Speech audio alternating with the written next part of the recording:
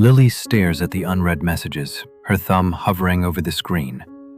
On the table, the dinner she spent hours preparing sits cold and untouched. She tries so hard to bring a spark of joy to a home that feels like ice. She gives and gives, yet her own light is fading. Have you ever felt like a bright sun, but found yourself exhausted from trying to warm a deep cave that never knows the light? Lily did not stop trying. She checked her phone for the 10th time that hour. Still no reply. She sent another message, then a funny video, then an "I'm here if you need to talk." But the screen stayed blank. She went out and bought the most expensive candle, the one that smelled like the ocean, hoping it would bring some peace into their home. She spent the afternoon cleaning, organizing, and preparing, her heart racing with a desperate hope. When the front door finally opened, the warmth Lily had carefully built seemed to vanish. He walked past her without a word. He didn't notice the candle. He didn't see the effort. He just dropped his bag heavily on the floor and stared at the wall. The silence was louder than a scream. Lily felt a familiar ache in her throat. She followed him into the kitchen, her fingers nervously twisting the fabric of her apron. "I just wanted to make today better for you," she said softly, her voice trembling. "I've been trying so hard. I just want you to be happy."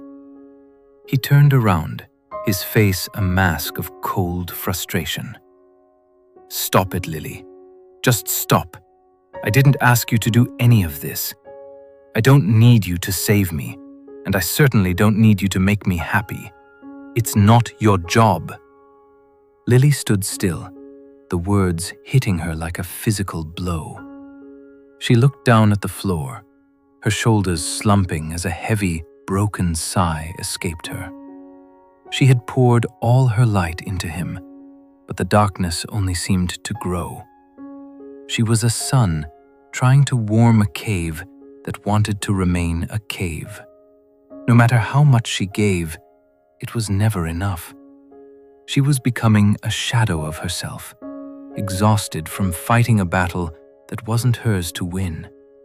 The modern kitchen, usually so bright, now felt like a cold, empty stage where she was the only one performing. After a while, Lily found herself sitting on a quiet park bench, the warm afternoon sun resting on her shoulders. But inside, she felt only coldness. An elderly man sitting nearby, watching the leaves fall, turned to her with a kind smile. He saw the tears she was trying to hide and asked softly, "You look like you are carrying the weight of the whole world, my dear. What is wrong?" Lily sighed and told him about her struggle. She spoke of her effort, her gifts, and her desperate wish to see her loved ones happy. The old man listened without interrupting. When she finished, he pointed to the bright sun above them. "Lily," he said, "I have a small task for you.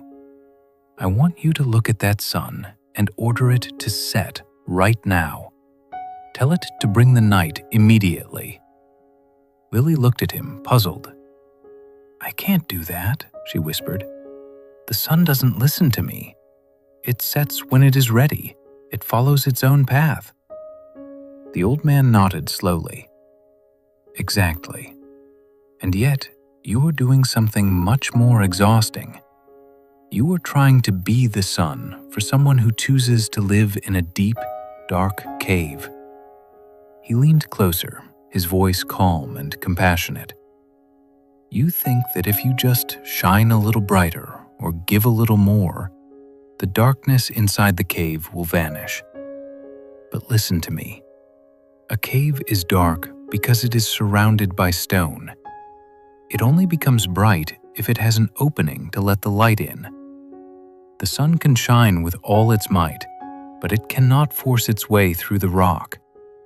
It is not the sun's fault that the cave is dark, and it is not the sun's job to break the stone. Lily became very still. She looked at the sunlight dancing on the grass and felt a sudden, sharp clarity. The old man's words felt like water on a fire that had been burning her up inside. She realized that by trying to change the cave, she was only losing her own light. Lily walked back into her home, but this time, the air felt different. She didn't rush to check her phone for a reply. She didn't ask him how his day was with that familiar, anxious hope in her eyes. Instead, she walked to the kitchen and made a cup of tea just for herself.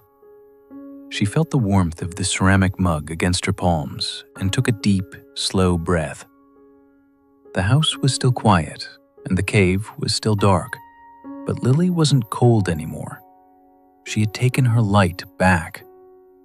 She finally understood that she could love him without losing herself.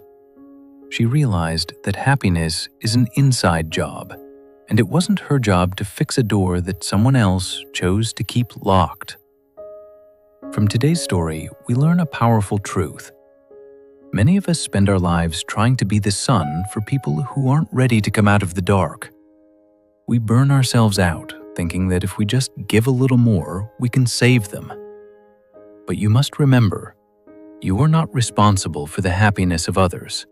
You can offer your warmth, but you cannot force someone to feel it. A cave can only be lit from the inside.